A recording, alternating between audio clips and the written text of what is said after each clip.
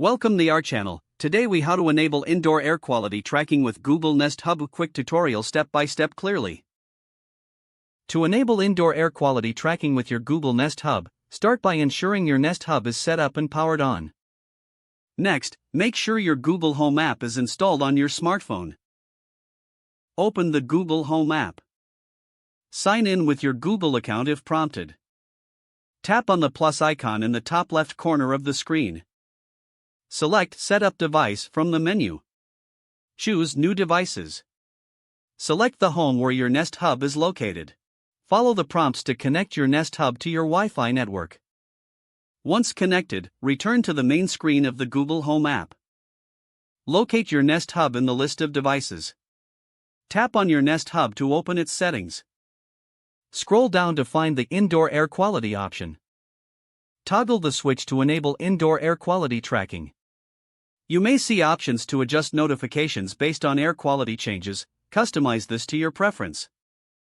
After enabling, your Nest Hub will start tracking air quality information. You can view your air quality stats directly on the Nest Hub display. For more detailed insights, check the Google Home app. Your Nest Hub will now help you monitor indoor air quality regularly. That's it. You successfully enabled indoor air quality tracking on your Google Nest Hub. If the page does not load, refresh the browser or try again in a private or incognito window.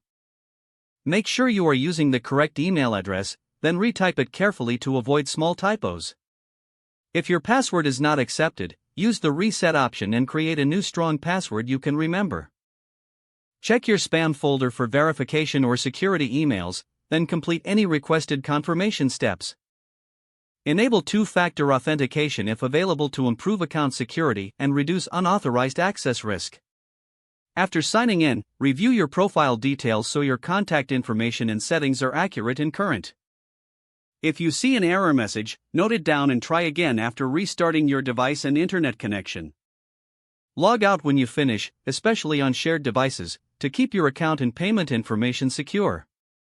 Don't forget to like this video and subscribe to our channel for more step-by-step tech guides.